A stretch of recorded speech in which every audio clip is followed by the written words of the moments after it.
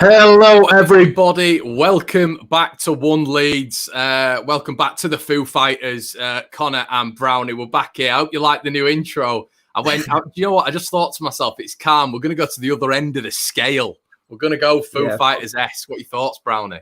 Pumped up now before the game, aren't we? We're not in calm mode. Hopefully we can play the calm music later on when we're celebrating 3 points later tonight. That's it, mate. We are not mucking around. What have you been up to anyway, mate? Anything interesting? I've upgraded from the beanbag. Pleased to know the beanbag's around the corner. I'm now on a sofa. That's one positive for the week. I think probably the best moment in One Leeds history. That I was texting Brownie, and I was saying that is incredible, absolutely incredible. Because you saw it, and the best part was when you went like that. You went beanbag, and you went, oh. I'd said it, and then I saw it say live in the top corner. I was like, oh dear. My days. Welcome everybody. I hope you're all doing fantastically well. Connor and Brownie are here. Hey up, guys. Hope you're well. Before we start, as always, we give a shout out to our main sponsor, Team Wall Art. Brownie, I'm still seeing them bare walls. It is coming, mate. I promise. It is in the post. We've got your Leeds United Legends one here. One I bought. I'm spending so much money on this lot, Brownie. I swear to God. I've absolutely raided stuff like Etsy during lockdown. Oh my word! I may as well set up a direct debit to them and just let them take my money. Mate, Team Wall are 10 times cheaper, and you can get a discount code you can get 10% off. Brownie, One Leeds. So make sure you go check that out, guys. It's a bargain. Absolutely love one. So All the codes are better. That's it. Connor, are you wearing a hat? No, this is it's not a Russian hat. I can't even explain it anymore. Jersey Shore, Jack Grealish, whatever you want to call it. It's horrendous. Mate, I've given up, mate. I just had a haircut about 10 months. I've given up. I am what I am. Mate, look at that. Look at that. You ain't got that yet. Honestly, I'm like, it's like a cloud. I've just given up, mate. Just given up. You got the volume there. You can drag it back. With me, it's just like I don't even know what it is. It's just an afro. Right. Okay. So we're here. We have got it's Wolves and it's tonight. Goodness. Normally we do the preview and we do it days in advance, but it's just when Leeds are playing on. I think we played last time Sunday and now Friday. And the opposition preview. There you go. My mic going off again. Brownie, are you sure you're not related to Joe Root? Joe Root? Are you sure not? Player. Don't think I've never had that one before. I've had some bad ones. And I'm not even going to name them. You're going to have to come up with them yourself. But I've never had Joe Root. I see it though. I see it. Yeah, it's not. And there we go. This is it with Gordon. Gordon comes in. I'd be happy with either of your hair. You know what I mean? Gordon. That's it. You get a lot of people hammering the hairstyles, but that's it. Got to have it. Yeah, definitely. That's not a bad little shout. That little Joe Root. Should have that as a feature. Lookalikes. That's it. Yeah, we have got some guests coming up at the end of the season, which I mean, yeah, unbelievable. Which we're going to start doing sort of like little podcasts for as well. But anyway, let's get into Wolves, Brown. Enough of the waffle. Yeah.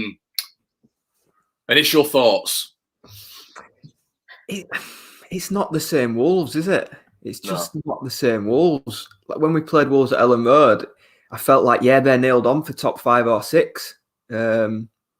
But they're just not the same. Obviously, Jimenez is a massive loss to them.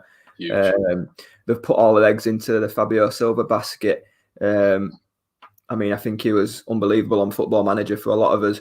But Football Manager isn't the real world, is it?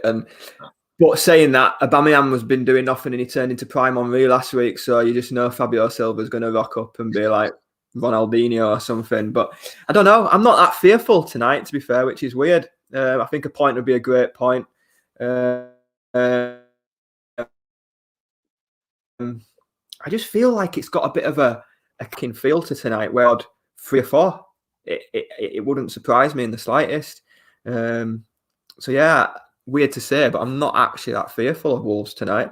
The only fearful part I do have is the Pedro Neto. If we play Shackleton right back, Neto on the left-hand side, I'm quite concerned about that. But again, it's team selection. Depends what it comes to. Tom's right. Neto, Adama Traore on the other side. That's where they can really hurt us. I think what we do... I don't think he's going to bring Llorente straight back in. And if he doesn't, it's going to mean Strike's playing defensive midfield again. So the Shackleton Neto is a bit of a concern, to be fair.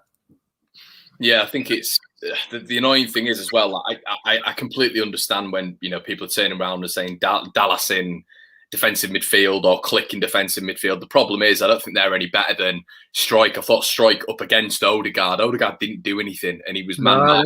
It's not specifically that area that's the issue. It's weakening the other areas for me. Yeah. I think Brownie, with what you're saying, you nailed on as well, because I think the out ball, and we saw it last week against Arsenal, the out ball from Meslier is either the wing backs, well, it's either the full backs, it's either the wingers, or it is that defensive midfield, and it offers a different angle for us to build. Yeah, without Strike offering himself, which he doesn't do, and I don't blame him for that. Defensively, he's very good, but he doesn't offer himself for the ball. That naturally it restricts out, and it gives Meslier a problem. Yeah, it does, and obviously it takes Ayling out of the equation on the right hand side. We don't have him as the outlet, who's good in the air. We have then have Shackleton's a lot smaller. We don't have him to clip it to, which means Alioski's the only out ball. Which, like I say, it's not specifically Strike being the problem in there. It's how it weakens the other areas for me. And I mean, Ayling coming into centre half, he does a great job centre half, but he's not a centre half, if that makes sense. And then it's just weakening other areas. It's like square pegs in round holes. Yeah, I think it is square pegs in round holes, and I think there's got to be a bit of an adaptation for this game, because the positives are, Brownie, I think they're without Willy Bolly, they're without Pedence, who's brilliant against us last time, and they're also without Jimenez, which is massive. So I think naturally they're going to be weakened. But it'd be like us being without Bamford. It just naturally weakens your outlook, doesn't it, mate? Brownie, I would say that the whole difference between the two sides is we're probably going to be bringing 23s into the starting lineup, or players out of positions, whereas Wolves are able to bring in, sort of established Premier League players to fit that mould, aren't they? Experience, yeah. I think 23s play this afternoon. I know they travelled down last night for their game, so it'd be interesting to see who plays and who's involved in the 23s, because it'll give a massive inkling as to who's going to be involved tonight. So the team news coming out of that 23s game could be quite big. It might already be out. Yeah, it might be actually. If the team is out, just let us know in the comment section below. Obviously, we'll be looking at Huggins, Gelhardt in particular. But what? How do you see us beating them tonight, then, Brownie? Because obviously they, in my opinion, they've gone from the 4-2-3-1, which wasn't working. They went that mid-season, and I think that's where Wolves started going a bit downhill. They've gone back to the 3-4-3. I think what we saw in the first game was how they were able to press us out wide in the second half, and they were just sitting in, and that is something that Leeds have really struggled against, especially that formation. So how do you see us getting around that tonight? I think we need to play them at their own game a bit like Leicester. I don't want to compare us to other teams, but have a bit of a Leicester City approach. Hit them on the break. And it's very unlikely to let the other team have the ball, because we always dominate possession no matter who we play. But I think soaking up the pressure. I just see us scoring a few counter-attacking goals tonight. I don't know why. It's just that's how I feel the game could pan out. Obviously, Martinho and Neves in midfield dictating play might give them a little bit more of the ball. So us springing attacks on them, I think, could be our best bet. Yeah, Mark Collar, friend of the channel. Afternoon, chaps. Hope you're well. What do you think on Hernandez? There are certain games I thought he would come on due to his composure. Didn't even get in front of Huggins. Your thoughts? I mean, what we saw with Hernandez, weirdly, against Arsenal is I thought, in a way, especially when we were pressing in that second half, and especially when we're trying to unlock them, I thought he'd have been ideal. Roberts came on as his counterpart and was brilliant. But what I will say, Brown, is in this game, last time Hernandez did come on, and he did sort of affect the game. He had a couple of shots on goal, created space for other people. I mean, for me, I really think, obviously, the fact that he's going, it's obvious that he's going back to Castellón in the summer, and I do think the incident where he sort of threw the band, I think it's a much bigger thing than people actually think that it is. I think Bielsa's come out, and there was an Argentinian who posted a video on Bielsa talking about how he sees players respecting things, and he was talking about bands, and he was, bands, captain's armbands. He was talking. He's very disciplinarian, isn't he, Bielsa? Walking off the pitch in the right manner, and I genuinely believe that could have completely hindered Pablo Hernandez's season so far. I mean, do you think we'll see him at all tonight? I mean, he'll be forever an icon and a legend in the eyes of all Leeds fans. He single-handedly got us promoted, basically. He did. He came on in games and just turned them. The Hernandez walking off thing wasn't a one-off with the band. Obviously, the band bit was a one-off, but a few times he's come off and not being happy, which is only natural as a footballer. You never want to get brought off, so sometimes it's good, but it's a bit of an issue when it reoccurs constantly, that same action of throwing your arms around and stuff. That's when it becomes an issue. I think you're right. I do think he will leave in the summer and go back to Spain. I think his family are already over there. But for me, the Arsenal one, as a professional side of it, Huggins coming on, I don't think that was a thing of Huggins being ahead of him. I just think the game was done. And as a professional, like I saw the other night, the Tottenham Man City game, Bale coming on in the last 10 minutes.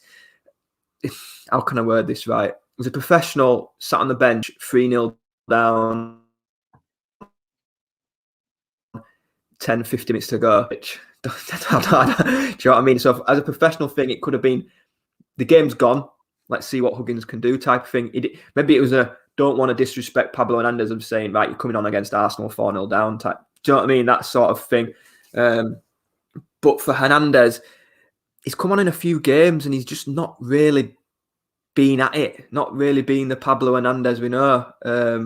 trying to think back to the last Premier League game, the Everton game. I think he came on in, and he just wasn't the same. I don't think. Which is really weird to say, but you do forget how old is he? Mid-30s now, isn't he? And it's just that, I think we spoke about it with the Click when we were talking about Click. It's just that next level, being able to cut it with better players. Like I say, he'll forever be a Leeds legend. He'll go down as being he's like one of my all-time favourite players, Pablo Hernandez. We'll never forget that goal at Swansea. But I think it does have that feel of him coming towards his end of his Leeds career.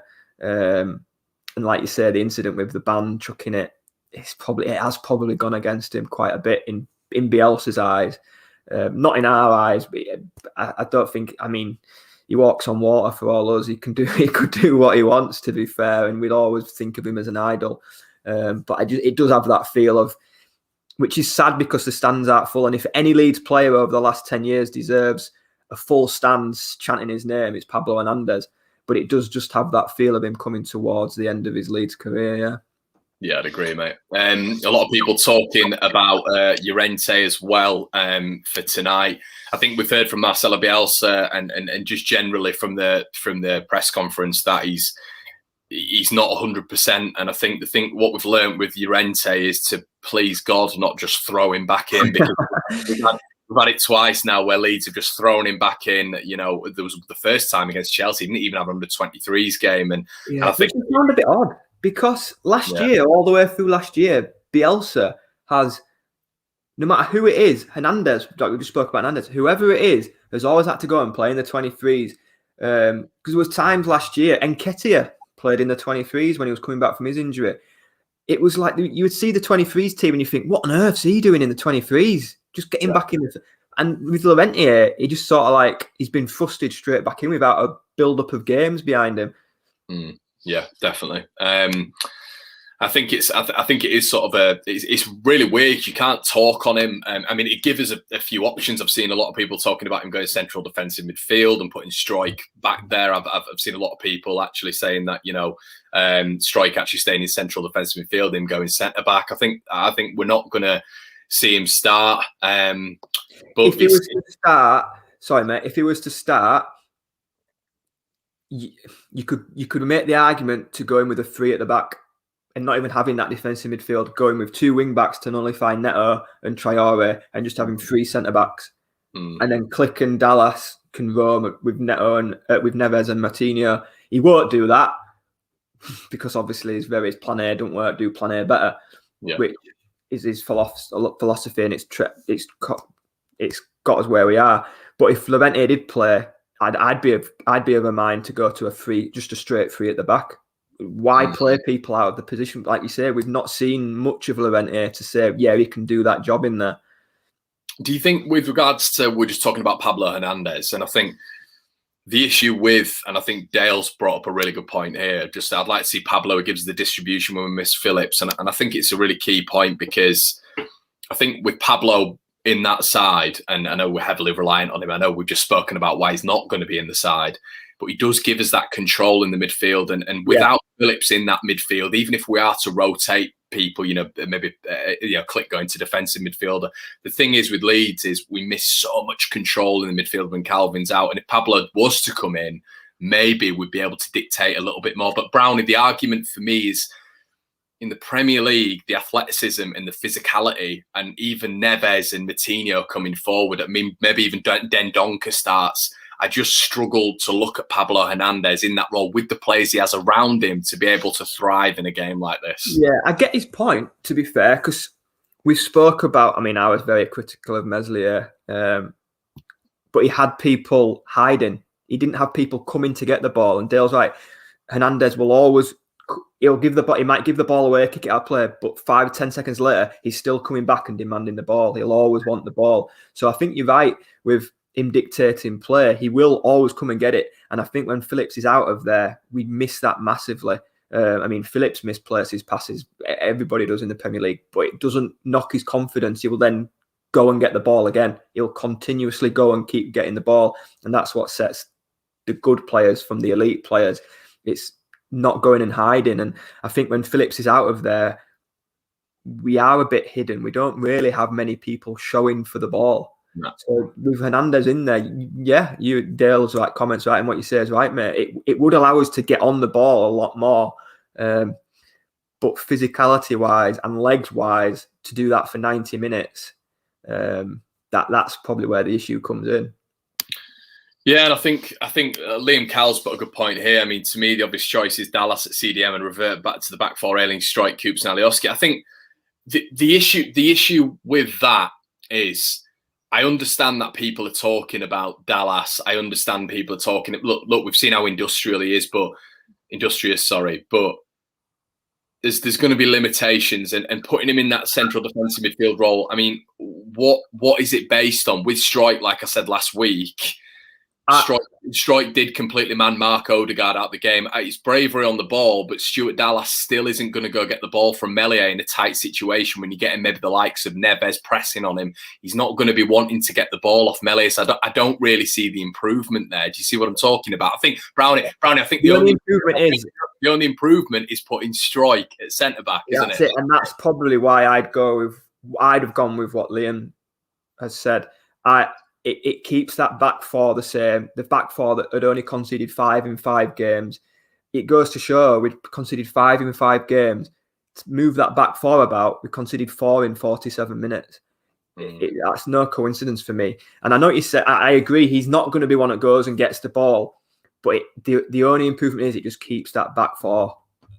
It allows Ayling to be on the right-hand side with Rafinha, which is a massive loss when he isn't. Because I think when Ayling comes inside, he seems to be so deep for a centre-back. There's a few goals this season where they've come when he's been centre-back with him just being that 5 or 6 yards too deep. And that might be because he's overcompensating for not being a centre-back.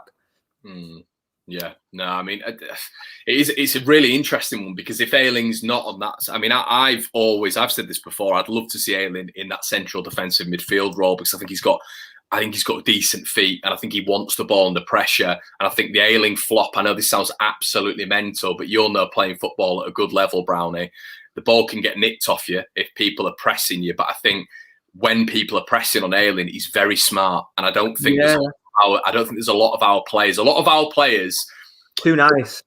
Yeah, someone will be pressing on them from behind in central midfield, and they'll be like, they won't flop on the ground. They'll carry on. The other player will rob the ball and they'll go and score, or they'll set someone up. I think the thing with Ayling is, in that central defensive role, let's say if he did play CDM, you take him out of that right-hand side and you might have to put Shackleton there. But if you put him in that role, I think Ayling is a lot more press resistant than a lot of our players, and he's smarter in that role. I would like to see him there, but like you've said, Brownie, the problem with that is it disrupts one of the best right sides. Yeah, it does. I think that combination that we've got. I look at that West Brom game when Ayling Dallas does float out to that side as well. You find Dallas a lot of the time on the right hand side. He does naturally levitate to that side, and I just Strike is our best. Like you said, he's our best centre half by far. Ayling is our best right back. For one position, why move them 2 out of their positions? It's a nightmare, it doesn't make sense. Keep 2 people in their strongest positions, and we're stronger. And I think, and then if you do drop, you do have to drop Dallas back into that defensive midfield. It does allow a freer role for someone to come in, like a Roberts, like an Hernandez, like a Gelhardt. You can chuck in whoever you want. You could even chuck in. Could Harrison float around in that 10? And you have Costa out wide. I think that's stronger than disrupting our whole back. It sounds weird, but it's more easier to change positions at the top end of the pitch, because it's a more freer, fluid, do you know what I mean? There's more freedom at the top end of the pitch than it is to disrupt players at the back.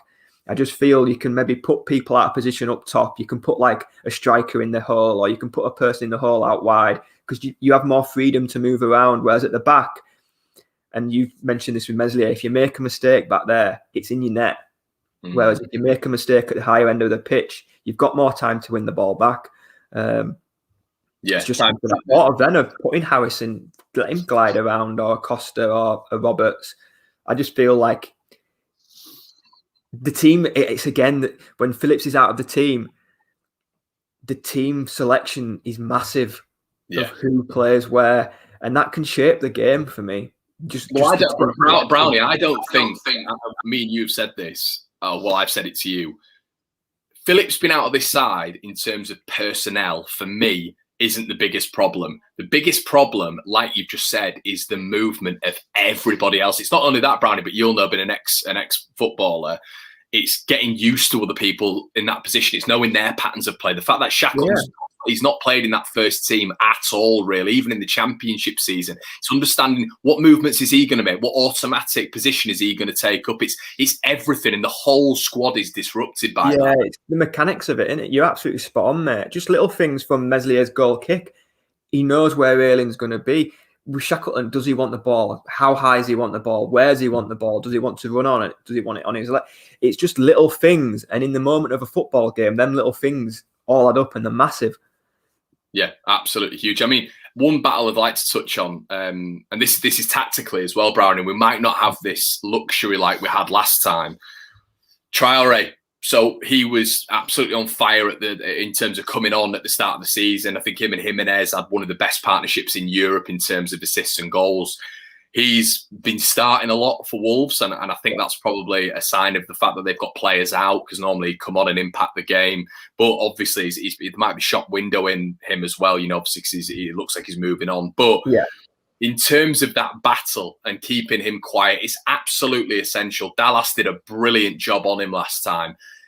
Tactically, we probably don't have the license to be able to put Dallas there now. So are we looking at a battle tonight of Traore against Alioski? Yeah, we are, which again goes into soaking up the pressure and trying to play them at their own game of hitting them on the break, because the other way, they've got Rafinha to deal with. So not allowing Traore the space, soaking it up, which is very unlike Leeds. But if you give him the space, then you are there's only going to be one winner in a foot race. Do you know what I mean? Traore, he'll outrun most fullbacks. Brownie, one more thing on that. What I've noticed as well, Neto, I mean, we'll touch on Neto because, I mean, he deserves his own segment. But with Traore, he's always going to hit the byline. He's always going to do it because he's just got this. He's a freak, complete freak, and he's always going to hit the byline and he's going to knock the ball in. My opinion is Jimenez is in there. We've got a problem. Wolves, for me, are not aggressive going forward without Jimenez. I don't think Fabio Silva, I think he needs a couple of loan spells, to be honest. I don't think he's that guy who's going to be, Traore hits the byline. He might put 10, 15 balls into the box. But Fabio Silva, for me, up against seasoned pros at the back, isn't going to be able to do that well in the air unless they've got Dendoncker just in and behind him. No, it's a great point, mate. Traore's not getting to the byline and crossing it in for Jimenez. So it's been aware. We know what Traore is going to do. It's been organised in the centre for that ball coming in. It's kind of like when you're going up against a Crouch as a centre forward, you're not going to win the header. So make yourself in a better position for the second ball, for the knockdown, to win that ball. So Traore is going to beat Alioski for pace. He beat most people for pace. So that ball 9 times out of 10 is going to get pulled in. Be ready for that ball coming into the box. You Brownie, I think like Tom McNamara said here, there has been a bit of an adjustment. I don't know if you've seen, but they brought in 29-year-old William Jose, who, when I was speaking to Dazzling Dave, the Wolverhampton Wanderers fan, he was saying that he expects him to start. And William Jose has been about the guy who Tom's mentioned there, he started against Southampton in the last game, and they won. So I'd be very surprised if he didn't start up front. So and he gives them that a little bit more physicality. I think he looks a big lad, so he's going to be that. But it's really important to know that he's not Raul Jimenez. He's not Raul Jimenez. No, it's right. So we've just got to be, like I was just saying then, when you're going up against a Crouch or a Duncan Ferguson, I'm showing my age here, a Duncan Ferguson or someone like that, you're not going to win your headers. So make sure you're there to cover up the second ball. So it's exactly like what we've got to be aware that Traore, yes, he's going to get it. He's a Spanish international. He's an international. He's going to get to the byline. He's going to cross the ball in. It's just being aware for that ball coming in.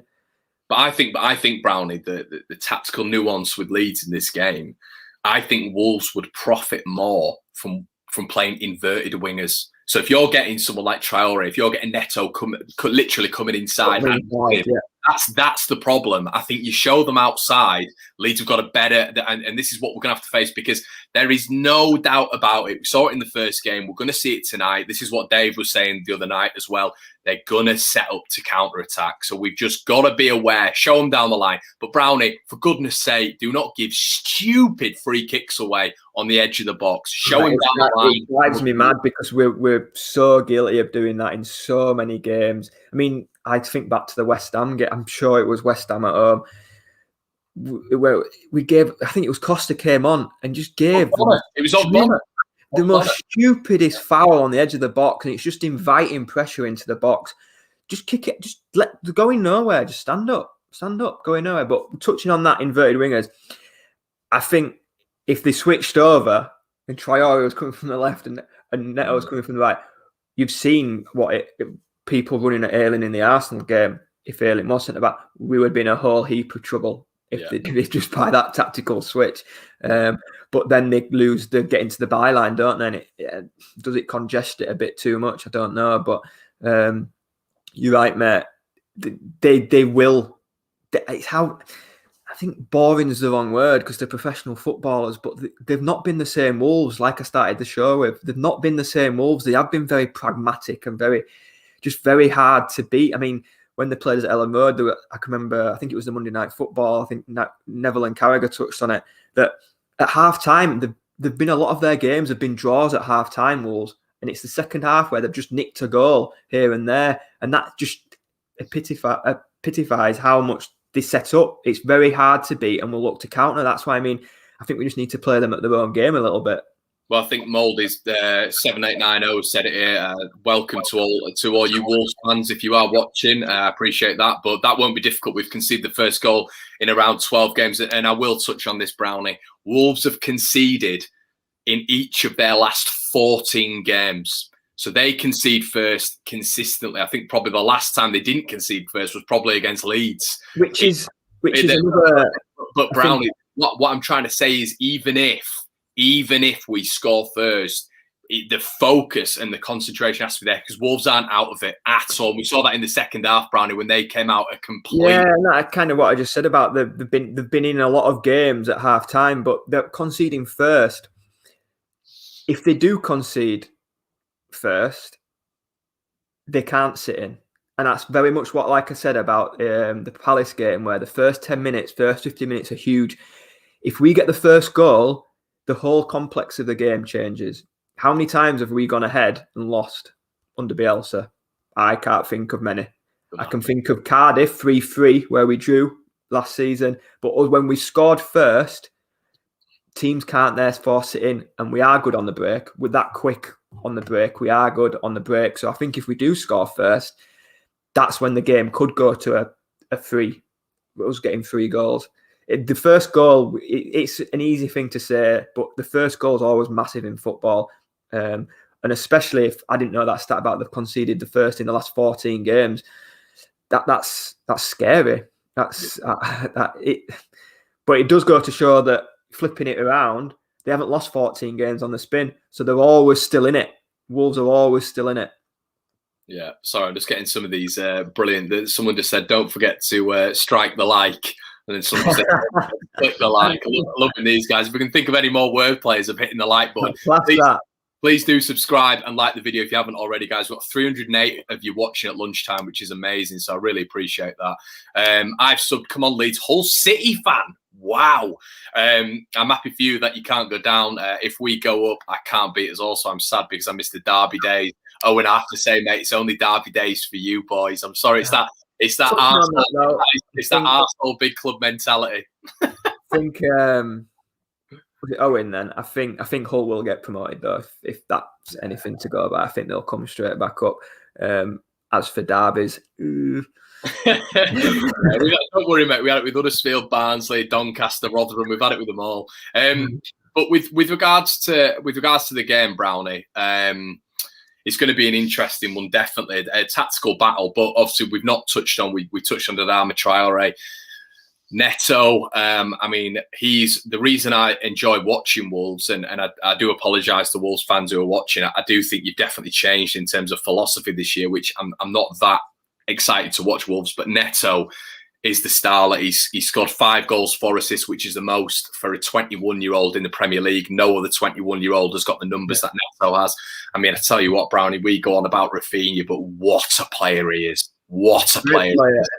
And I mean, we've touched on Jimenez being a massive miss for them and why they've changed. I think they missed Jota as well a lot. Yeah. However, Neto has come in and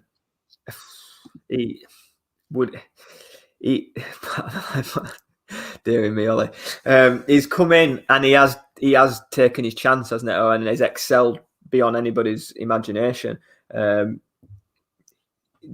It's no hiding place that their wingers are their most dangerous places. We've got to counteract.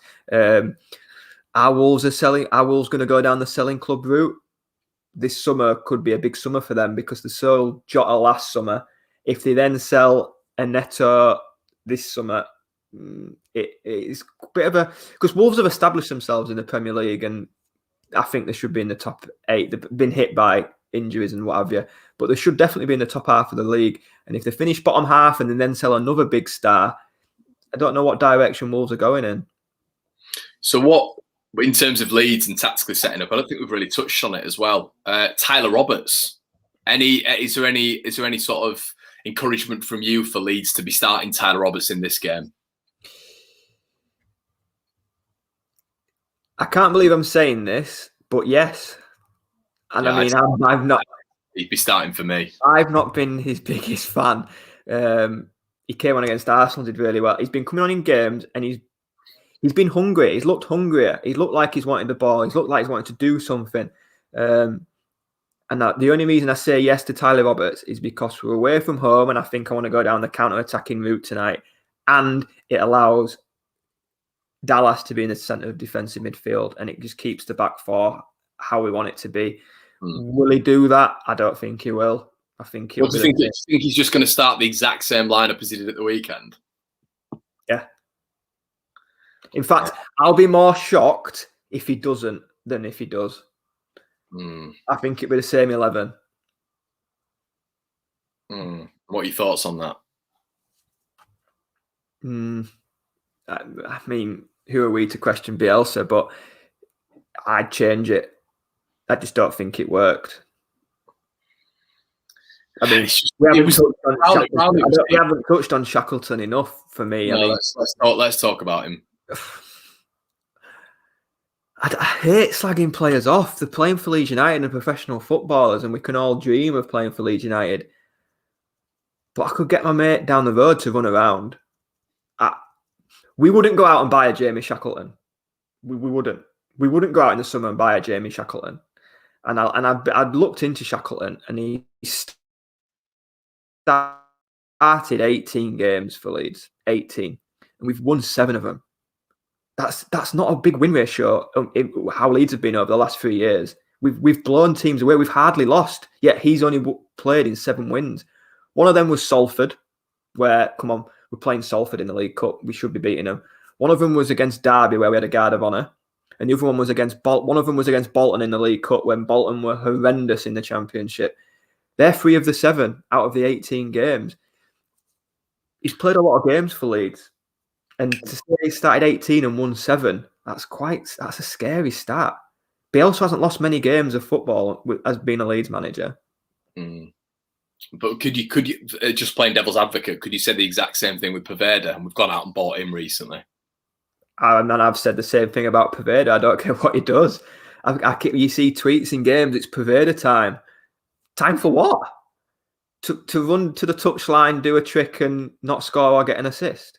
He's a winger that hasn't scored or assisted, or he might have assisted. I think I've made this cock up before. I've said he's a winger that hasn't scored or assisted. He assisted a goal against Charlton in the game at the end of last season. So I stand corrected on that. But for a winger, he's a bit of a FIFA winger for me. He'll do a trick and everyone will go, oh, wow, look at that. And great. With regards to Shackleton then, so let's say if we are playing the same as last week, I mean, what other option do you have as right back? Is it just a case for you with just an early right back? That's the thing. You don't have another option with the injuries we've got. That's why I think Shackleton played. And I think if you look at the game, Shackleton plays when there is no other option. That's just the way it is. I think you touched on it before. I was looking at his games he's played. He last started in the Championship. His last Championship start, I think, was against West Brom at home. I mean, that was one of the games we won, but how long ago was that? But it's the same with Leif Davis. It's a similar thing. What route do Shackleton and Davis go down? Do they need to go out and learn? Well, I think people playing devil's advocate and flipping it round. People are very quick to defend Meslier with his mistakes and how he's cost us. They're the same age as Shackleton and Davis, but people are very quick to chuck Shackleton and Davis under the bus. Do you know what I mean? We're very quick. They're very simple. The only thing they've got is they've got time on their hands. The young footballers, and they're playing in the Premier League, so we can't have any discrepancies with them. They're unbelievable. To what they do is unbelievable. But at some point, we want Leeds to kick on to the next level. We had a chat about Europe. They're not going to get us into Europe. I'm sorry. They're not going to get us to that next level. So what level do they go down? And I was surprised. I mean, I'm not surprised when we didn't let Greenwood go out on loan. Very similar to Shackleton and Davis. Do they need to go out on loan? Roberts, there was talk of him going out on loan. But because of how small Bielsa's squad likes his squad, we can't afford for them to go out on loan. If that makes sense. Yeah, I don't think it's a case. I don't think it's a case of Bielsa not doing it because he wants to, keep them in around because they're going to have an impact. I genuinely believe. I agree with you. I think it's because he's panicked a bit because the squad is that small. And Brownie, you look at some of the numbers we've had out this year, and even to this day, I think last week against Arsenal, I saw something where we had about 7 first teamers out of, players who'd be in and around the first team squad. So it's absolutely massive. They can't afford to let them go. But I agree. I think a lot of these players who can go out on loan, develop, come back, and we'll see what they're like. But I do. I mean, once again, I'll ask you with Shackleton. Yeah. If I was to say, right, describe Jamie Shackleton in 3 words as a player, what do you give me? Energetic. That's the problem. Energetic. Yeah. And that's what I mean. This is Leeds United. If I ask that to anybody, describe Jamie Shackleton in 3 words. Yeah. And that's the issue I have with him.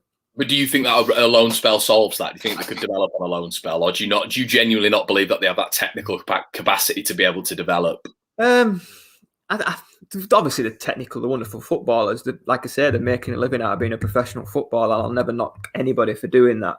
The Premier League, though. But Premier League, I think if you're struggling to describe a player of what they bring to the team, there's an issue for me. I just think there is. Like, you can go through anybody. If I said describe Rafinha in 3 words, you'd say quick, skillful.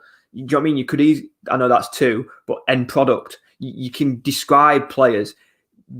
Every time I say what does Shackleton bring to the team, all I hear is energy. He runs around. So so what about this then? Obviously, because we want to give 2 sides to an argument. Yeah. So you say, we don't want to just say obviously our point of view. You're saying this, but look at Paddy, Harrison, Ayling. Players take a season or 23 to keep improving and adapting to the style Bielsa plays. Poveda and Shacks will be up there in 2 years. What I'll say to that is Shackleton made his debut 3 years ago. Yeah. So he's already had 3 years. Yes, he's young, but he made his debut 3 years ago.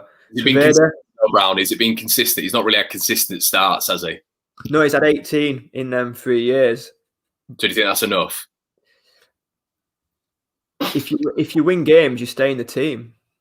He's won 7 out of them 18. He's not even won half the games he's played in.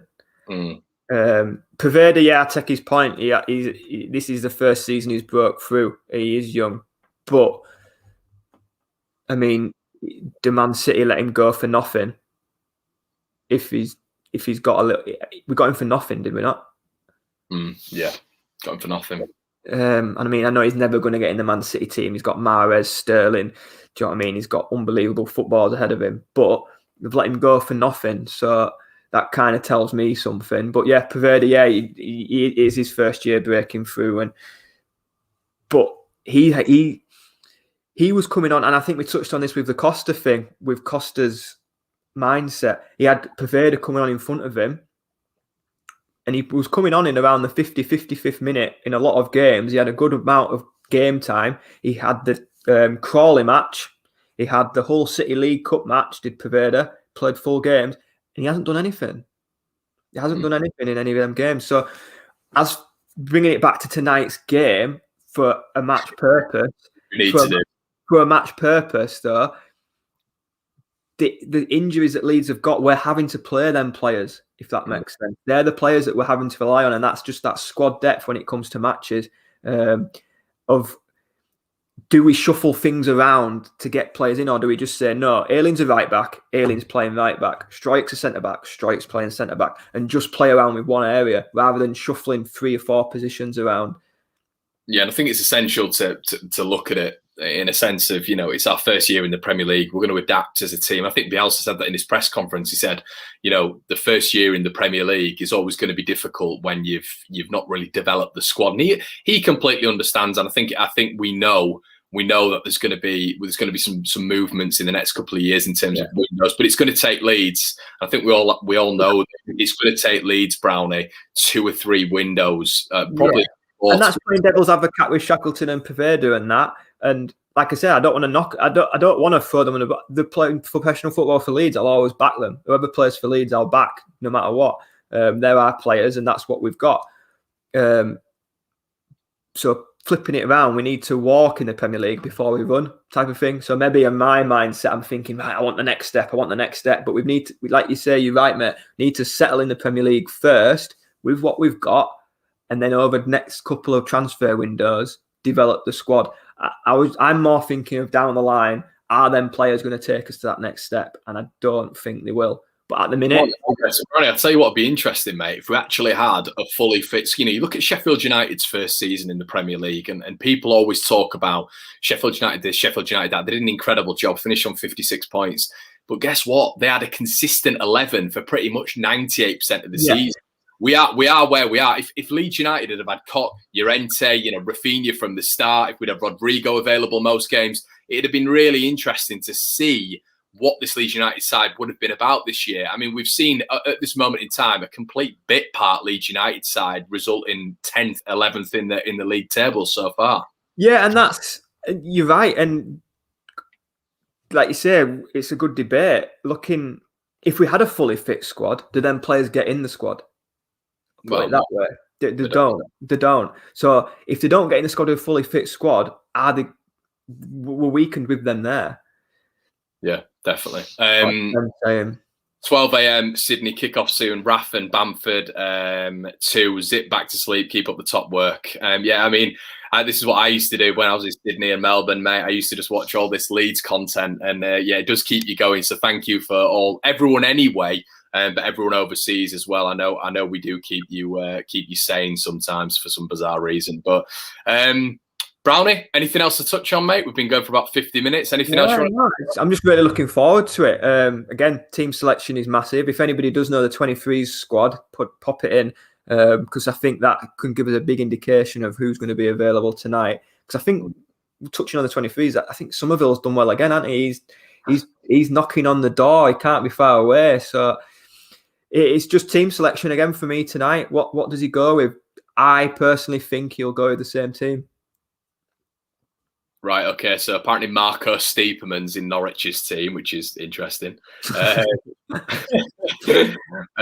Which is absolutely mad. Marco Stiepermann. Trying to figure out. He was integral of their championship winning team in one of Steve. Remember how good he was against us at Ellen Road? Unbelievable. But yeah, let us know. Back for us tonight. You what? Can you play centre back for us? Can we just get him in for tonight's game? But yeah, I can't remember the last time we beat Wolves. I think Stuart Dallas might have scored back in 2015. I don't know. I remember the year they won up in the Premier League, and when they came to Ellen Road and they absolutely battered us. I remember I went to it was really, for some reason I remember going to the game. We had quite a few of my mates, and we all stood together, and we were just in awe of how they attacked us. It was just wave after wave. I mean, don't get me wrong, we were absolutely horrendous back then. But it seems like, I think you're right with their philosophy of Wolves. It just seems like they've gone away from what got them to where they are. For me, Wolves last season established themselves as being this really attractive attacking team to watch. Whereas this year, it just seems to have gone the other way. Brownie, what I'll say with that, I think there is, this Mouldy's just said, I've seen some of your 23s, Gelhardt, Somerville, Greenwood, Futures, Brighton. I agree. What I will say with Wolves is I think Wolves, looking at them, have been affected like Sheffield United have been affected in terms of the crowd. I think the crowd is massive for Wolves because last season they were intense from moment one. And what we're seeing with Wolves consistently now, first half, they're just slack. Even at home, they're awful in the first half. Well, it's like a bit of a dome stadium. I've played at Molineux, and it's a very dome. It's a very dome stadium. Like the atmosphere, it's a very dome-like state. Like the away end, where the away fans, it's very dome-shaped, and it just feels like a bit of a bowl. Obviously, they've had the extension to the ground and everything. So I think you're right. I think the crowd has affected different teams more than others. There's not been that much of a change between, really, I mean, how they are. There's just a lack of intensity from Wolves. And I think that's why tonight we can really hurt them in the first. In that first half in the last game, Rodrigo had a really good chance. Bamford, I think, scored an offside goal. In that first half, if we'd have had a shooting boots on, we really could have been 3 up. Yeah, and then they obviously had the deflected goal that went in. And I just think, like I say, I think there's been a few times this season where I've really felt, I think Leicester in particular at home, we just felt so flat, and it just needed that. Sometimes teams just need that extra lift from the fans, and I think Wolves are very similar. Definitely. I remember Leeds getting beat 4-1 at Wolves one year. It was the year Mawat scored. He bent it into the top corner, and it was when Wolves were going for promotion again. I think they were touching around the playoffs. In the last 15, 20 minutes at Molineux, it was so loud, and they ended up running away with the game. So I think there is definitely something in that with some stadiums. Sheffield United, exactly the same. Some stadiums with no fans in has really affected the team, and I think Wolves falls into that category. Liverpool, to a degree, I hate to give them another excuse because they've got more excuses than I've got wall art. But they've suffered. With the fans, I think they've lost that fear factor of going to Anfield this season. Yeah, definitely. But yeah, mate, that's it. Really, we're going to wrap it up here. 52 minutes. I think what me and Brownie are going to start doing is a lot of pre-matches. We're going to make these into sort of maybe hour-long content. But the thing is, we're not going to make it into an MP3 podcast, unfortunately, that you can buy online. But we are going to make it exclusive, obviously, on the One Leeds channel. So I'm going to try do it on lunchtimes, but sometimes it can be difficult with with my work. Yeah. But yeah, we're going to make these more longer formats before the game, so you guys can tune in. But yeah, Brownie, finally, a score prediction. 3-1 Leeds. Which is really bizarre for me. I think it can go either way. I think one team will run away with it. That's the type of game I think it'll be. I think one team will run away with it. John Lane, thank you so much. Love your work. Joe, your biggest fan in Australia. John Lane, give us a follow. Thank you so much. What do you think, Con? What do you think tonight? I know you're sceptical about tonight. I know, but I just think one team will run away with it either way. Could be either way. I think the first goal is huge. Yeah, cheers, Mouldy, for the comment as well. I appreciate your comments in this one. Good having opposition fans on 2-2. I'm like a politician. I'm avoiding the score, aren't I? Listen, the good thing is when I predict Leeds not to win, they normally do. So I'm awful at predictions. Although I think Palace is probably the only one I've ever got right. You did get that spot. We should start a little competition, mate. A running score tally of who has the most scores right. Should we do it right now? We'll go for it now. Yeah, I'm going. If you get it bang on, you get 3 points. If you get the right team, you get 1.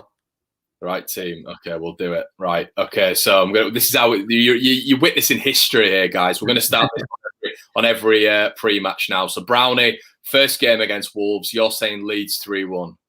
Yeah. Okay. Leeds 3. You can get it up as a poll. Who thinks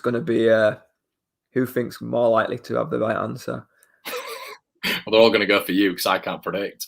I'm going to go. I can't do it. I can't. Just go for it. It's bad. It's bad. It's not bad. It's just football, mate. You're not going to win every game. There's sometimes you're not going to win every game. I just think one team's going to run away with it, and I'm backing my team. I'm joking. I'm joking. Oh God! Right, I'm gonna go. You said 5-0 to me this morning to Wolves with a text, so don't bottle it now. I'm gonna say I'm sorry. I'm gonna agree with Mouldy. I'm gonna go 2-1 Wolves. I'm sorry. I'm sorry. Don't say a Leeds win. There you go. So I'm doing tactics. That's shocking from me. The first time we've ever done this, I'm saying a Wolves win. That's awful. I'm so sorry. Fucking what a knobhead. And I've just sworn. There you go. Something I try not to do.